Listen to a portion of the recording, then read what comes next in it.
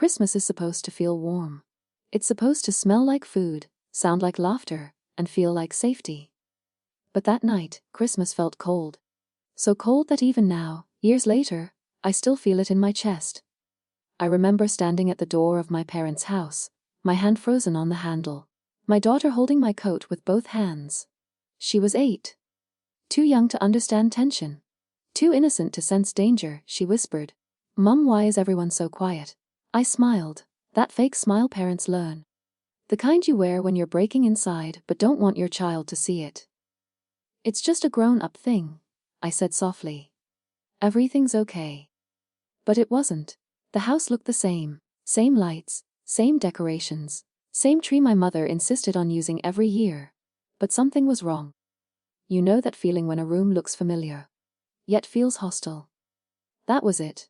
The table was already set when we walked in. Plates placed carefully. Glasses polished.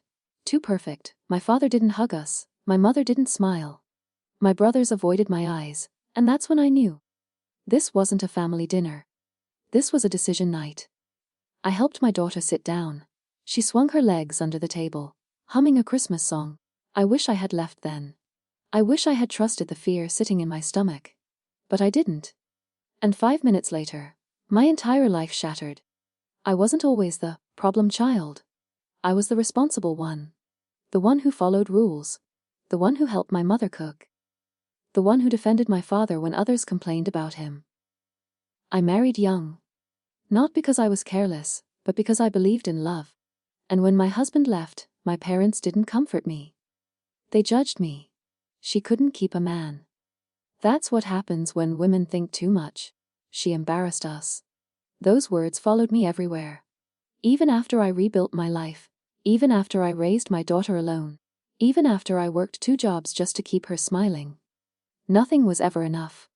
Still, they invited us for Christmas, they said. Family should be together. I believed them. That was my mistake. Halfway through dinner, my father cleared his throat. That sound still echoes in my ears. He didn't look at me. He looked at my daughter. And then, he said the words that changed everything. "Take your things." My father said calmly. "And leave." I laughed. I actually laughed. Because my brain refused to accept what my ears heard. "What?" asked. My mother finally spoke. "We can't keep pretending," she said. "You bring shame into this house." My daughter stopped humming. She looked at me, confused. "Grandma?" she asked softly. My mother didn't respond. My father leaned forward.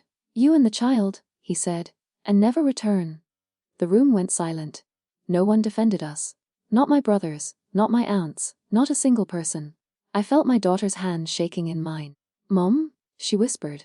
"Did I do something bad?" That question broke me. I stood up. My voice was shaking, but I spoke anyway. "She's 8, I said. "She's your granddaughter." My father's eyes were cold. "She's a reminder," he replied, "of your failure." I felt something snap inside me. I grabbed my coat, picked up my daughter. And as I walked toward the door, my mother added the final knife. "Don't come back," she said, "even if you beg." 5 minutes, that's how long it took them to erase us. Or so they thought. We were halfway down the driveway when my phone rang. I almost ignored it. But something told me not to. I answered. And everything changed. It was my uncle. My father's older brother. The one they never talked about. His voice was shaking. "Are you still there?" he asked. "Yes, I just left." There was silence. Then he said something that made my legs go weak. "Good," he said. "Because they were about to lie to you." I stopped walking. "What do you mean?" I asked. "They've already signed the papers," he continued. "They're cutting you out completely." I laughed bitterly. "Of course they are." "No," he said, "you don't understand. They didn't just cut you out. They built everything on your name." And that was the moment revenge stopped being an emotion and became a plan. I stood there in the cold, my daughter stood in my arms, my uncle's words ringing in my ears. "Everything is in your name," he repeated, "the house, the business, the land." I couldn't breathe. "That's impossible," I said. "I signed nothing." "You did," he replied quietly. "Years ago." Memories rushed back. Papers my father asked me to sign when I was younger. Just formalities. he said. Trust me. I trusted him. I was their daughter. I didn't know those signatures would become chains. My uncle continued. They used your clean record. Your credit. And now, he paused. They want you gone, so when things collapse, you take the fall. My hands started shaking. They didn't just reject me. They were preparing to sacrifice me. I looked at my daughter. Her face was pressed into my shoulder, silent, tired, innocent. That's when anger stopped being loud. It became calm. Dangerously calm. I thanked my uncle and hung up. Then I whispered the words that changed everything. No one throws my child away and walks free. I didn't scream. I didn't cry. I didn't go back begging. Instead, I went quiet. For weeks, I said nothing. I took my daughter to school. Went to work, cooked dinner. But at night, when she slept, I researched. Documents, records, signatures. Everything was there. Loans taken in my name, properties registered under me. Deals I never knew existed.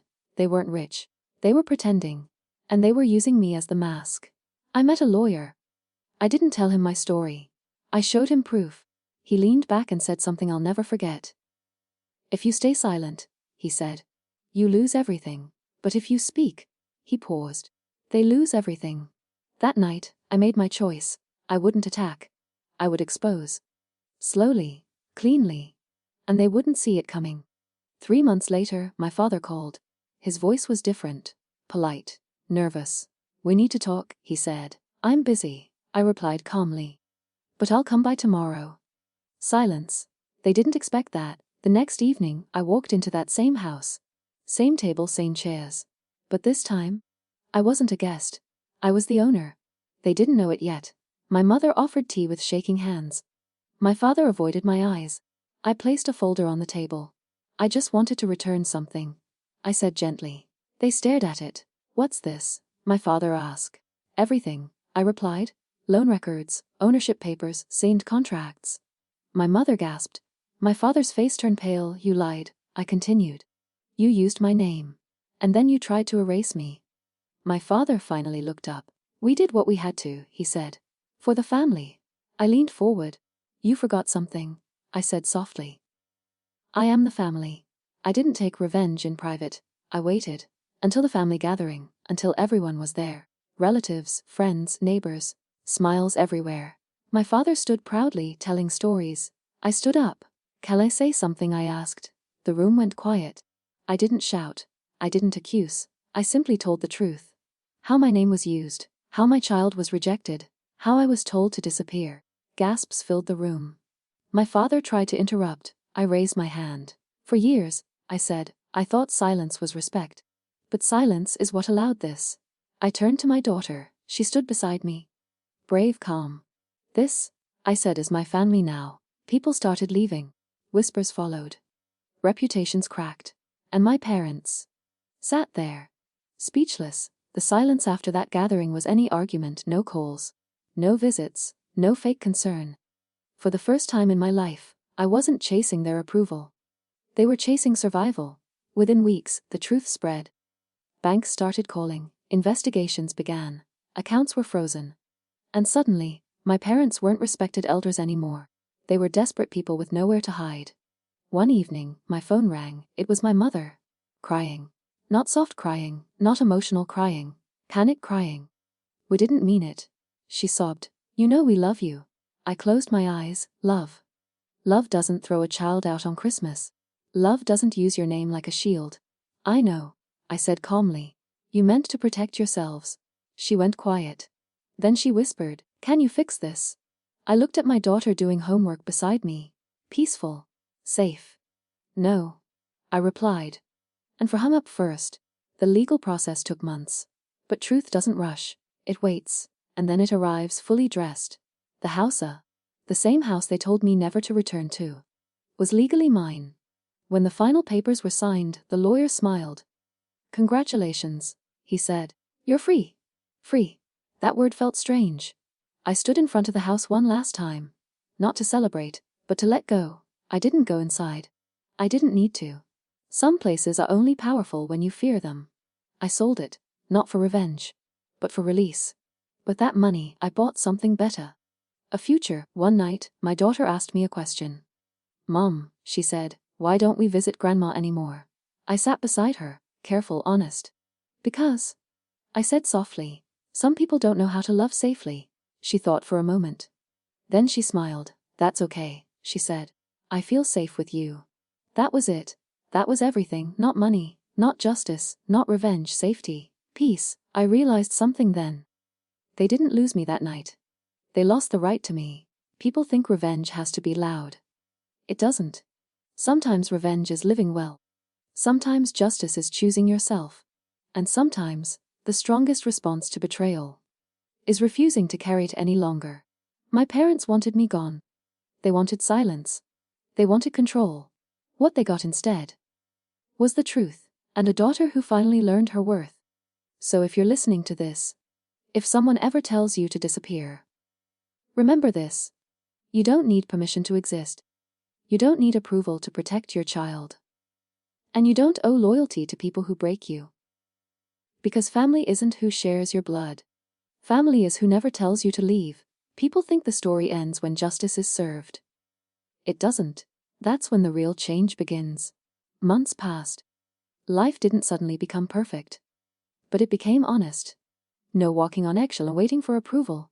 No explaining my worth. I worked fewer hours. I slept better, I laughed more. And something unexpected happened. People started coming to me. Relatives who once stayed silent. Neighbors who didn't want to get involved. They said things like, "We didn't know. We should have spoken. You were always strong." I nodded. Not because I agreed, but because I had outgrown needing apologies. Almost a year later, my father showed up at my door, alone, older, smaller, no authority left in his voice. "I just wanted to see my granddaughter," he said quietly. I looked behind me. She was doing homework at the table. Safe.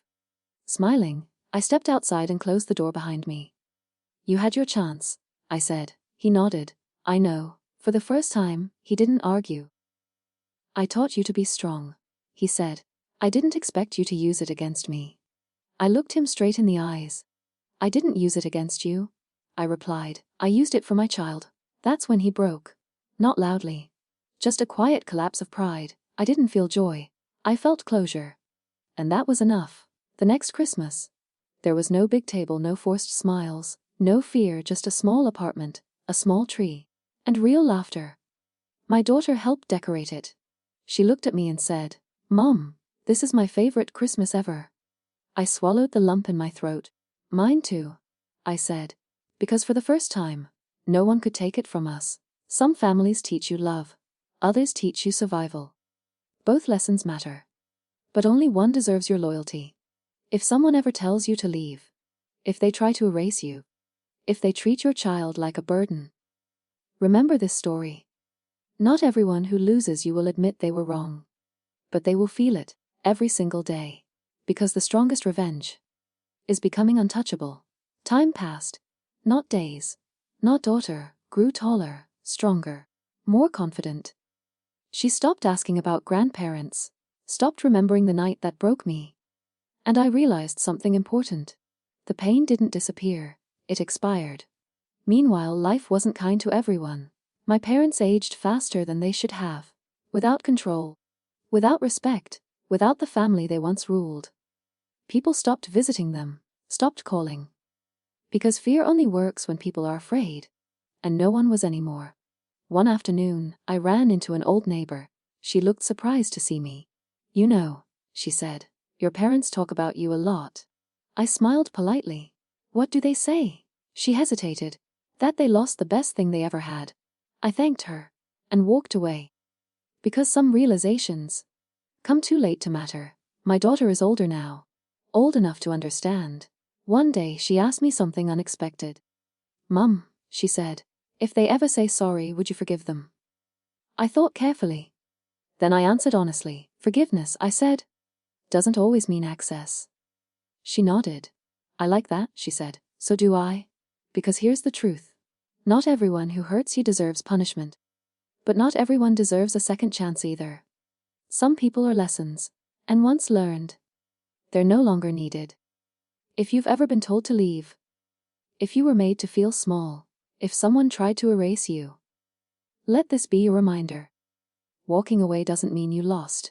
Sometimes it means you won so completely that the past can never reach you again.